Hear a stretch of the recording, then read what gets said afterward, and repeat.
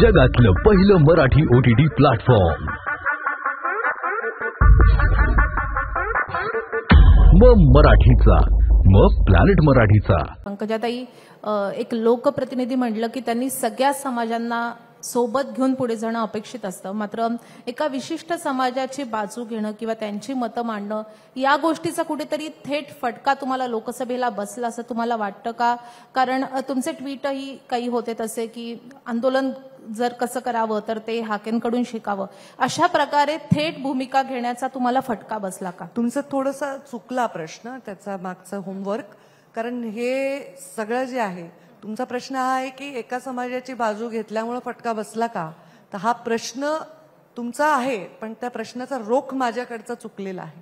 एका समाजाला एका विशिष्ट परिस्थितीत राजकारणामध्ये, महाराष्ट्रासारख्या पुरोगामी विचारांच्या राजकारणामध्ये एका वेगळ्या विषयाला समोर ठेवून, आतापर्यंत पहिल्यांदा असं झालेलं नाही, अगदी अटलजी प्रधानमंत्री होते त्या लोकसभेतलेही विषय आठवा, असं करणं हे राजकारणाचा एक भाग आहे.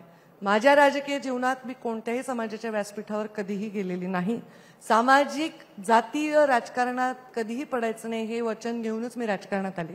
कारण जेव्हा मी राजकारणात पहिलं पाऊल ठेवलं तेव्हा मला मतं मिळू नये म्हणून माझ्या विरोधकांनी सांगितलं ही तर ब्राह्मण आहे कारण माझी आई ब्राह्मण आहे आणि ओबीसीची मतं कशी मिळतील, म्हणजे तेव्हा मला ओबीसी मतं मिळू नये म्हणून अशा प्रकारचा माझ्यावर आरोप झाला.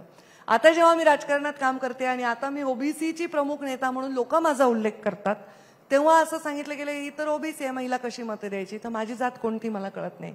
कधी कधी तर असंही होतं की स्त्री आहे काय करू शकते, स्त्री काय करू शकते, ह्या प्रश्नाला मला जास्त सामोरं जावं लागलं ह्या जातीच्या पेक्षा. त्यामुळे मी कधीही कुठल्या जातीची बाजू घेतली नाही, तर हा प्रश्न अत्यंत चुकीचा आहे. उलट जातीय पद्धतीने राजकारण करण्याचा प्रयत्न जो होतोय, नक्कीच त्याच्यामुळे चांगल्या नेतृत्वांना लोकसभा मुकली आहे.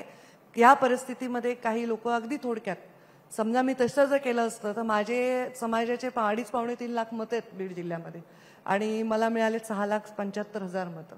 तर जातीय समीकरणाच्या पलीकडे जाऊनच राजकारण केलं म्हणून मी एवढी मतं घेतले.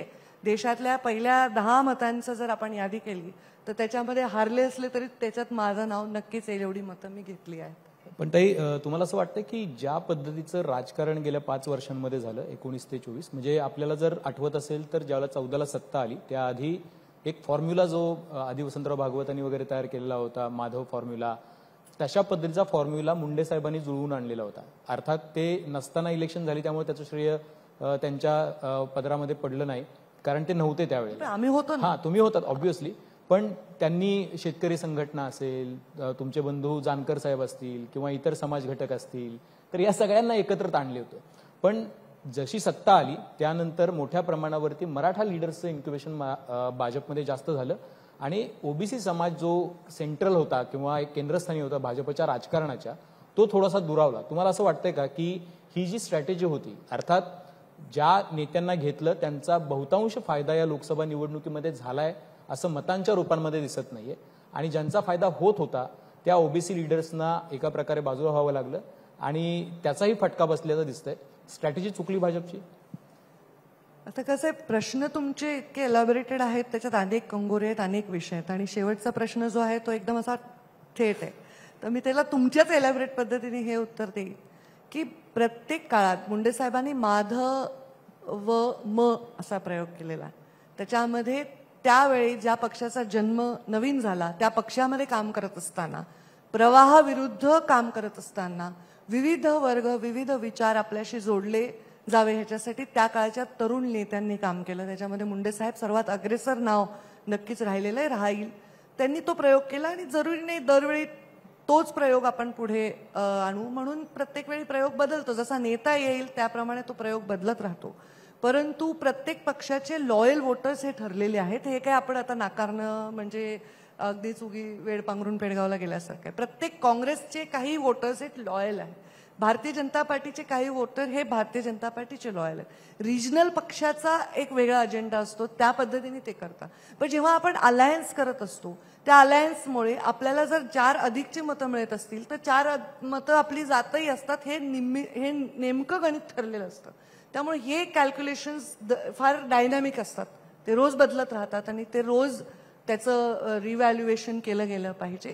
आता जेव्हा आपण एखाद्या ठिकाणी कमी परफॉर्मन्स करतो, कमी जागांवर आपल्याला विजय मिळतो, तेव्हा लोक हेच म्हणणार की स्ट्रॅटेजी चुकली आहे.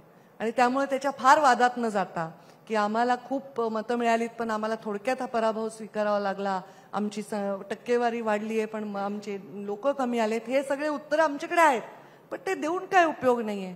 राजकारणात आणि युद्धात हार हार असते आणि जीत जीत असते. हार ही डिग्निफाईडली स्वीकारून तिला जिंकण्याकडे वळवण्यासाठी काय स्टेप्स घ्यायचे हे स्टेप्स आता आम्ही सर्वजण मिळून घेतोय आणि घेत राहिलो तर आम्ही चांगलं यश मिळवू शकू असं मला वाटतं.